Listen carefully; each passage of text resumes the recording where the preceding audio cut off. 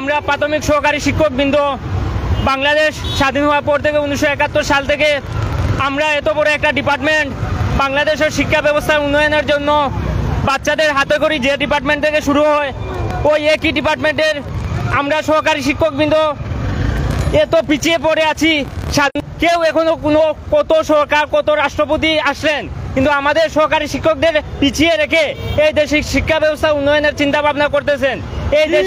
এই দেশের প্রাথমিক শিক্ষা ব্যবস্থার দিনের পর দিন অবকাঠামোর উন্নয়ন হচ্ছে কিন্তু সহকারী শিক্ষকদের জীবনযাত্রা মান উন্নয়নের এখন পর্যন্ত কোনো ব্যবস্থা নেওয়া হচ্ছে না।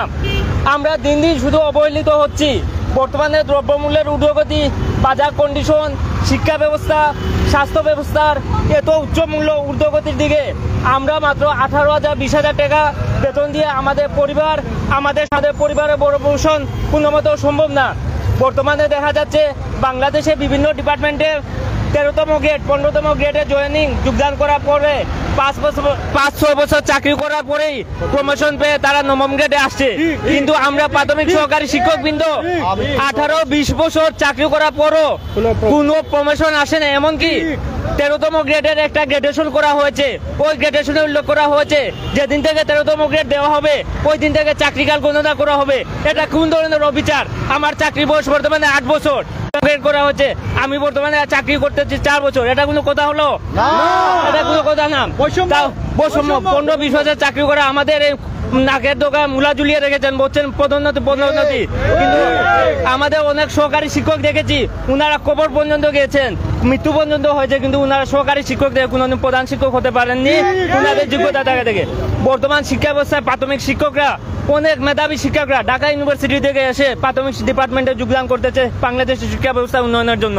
কিন্তু বাংলাদেশের এই 13তম গ্রেড দিয়ে অনেক মেধাবী স্টুডেন্টরা অনেক আশা নিয়ে এই ডিপার্টমেন্টে ঢুকতেছে, কিন্তু এত হতাশা এত বঞ্চনার শিকার হয়ে আমাদের ঊর্ধ্বতন কর্তৃপক্ষ বলেন আপনারা জেনেই তো এসেছেন, বেতন দিয়ে কি করবেন? বর্তমান বাজার মূল্যে টাকা না থাকলে আসলে কোনো মূল্যায়ন থাকে না। আপনি যখন এই 13,000-18,000 টাকা দিয়ে আপনার সংসার চালাবেন তখনও তারাও বঞ্চনা করে, বলে এই স্বল্প মূল্য বেতন দিয়ে আপনারা কি করবেন? তখন শিক্ষকরা অন্য চিন্তা ভাবনা করে টিউশন নিতে যায়, কেউ দেশে বাইরে যায়, বিভিন্ন ব্যবসা বাণিজ্যের দিকে জড়িত হয়, যার ফলে কি হচ্ছে আমাদের সর্বশেষ দাবিটা হচ্ছে আমরা মেরুদণ্ড আর শিক্ষকরা সেটার কারিগর। যদি একটা দেশের শিক্ষকরা পিছিয়ে পড়ে তাহলে পুরো জাতি পিছিয়ে পড়বে। অতএব আমাদের যে উপদেষ্টা মহোদয়ের একান্ত সহযোগিতা চাই যাতে আমরা 10ম গ্রেড বাস্তবায়ন হয় এবং আমাদের শিক্ষক মান উন্নত হয়। 10ম গ্রেডটা বাস্তবায়ন হোক। আমাদের এই টাকায় সংসার আসলে চলে না। আমাদের 10ম গ্রেড বাস্তবায়ন চাই। ঊর্ধ্বতন কর্মকর্তার সুদৃষ্টি 10ম গ্রেড বাস্তবায়নের জন্য তাদের সুদৃষ্টি চাই। সরকারি প্রাথমিক যারা শিক্ষকবৃন্দ রয়েছেন তাদের যে দাবি সে দাবি নিয়ে তারা কিন্তু আজকে এখানে মানববন্ধন করছেন এবং আমরা দেখেছি যে তাদের এই যে দাবিটি দীর্ঘদিনের দাবি সে দাবি নিয়ে তারা কিন্তু আন্দোলন করছেন।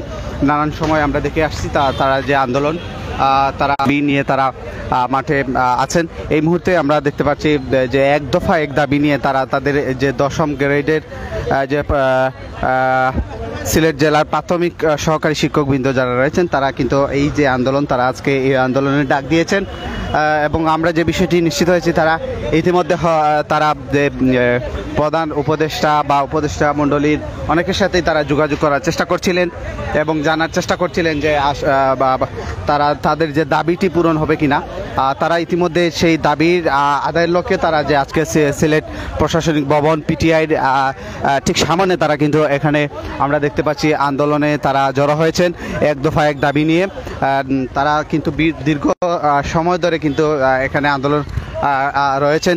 আমরা জানি যে অনেক দিনের একটি দাবি, তাদের সেই দাবি পূরণের লক্ষ্যে কিন্তু তারা আজকে এক দফা এক দাবি দিয়েছেন। আমরা আরেকটু কথা বলার চেষ্টা করব, যারা এখানে শিক্ষকবৃন্দ রয়েছেন তাদের সাথে আরেকটু কথা বলার চেষ্টা করব এবং জানার চেষ্টা করব।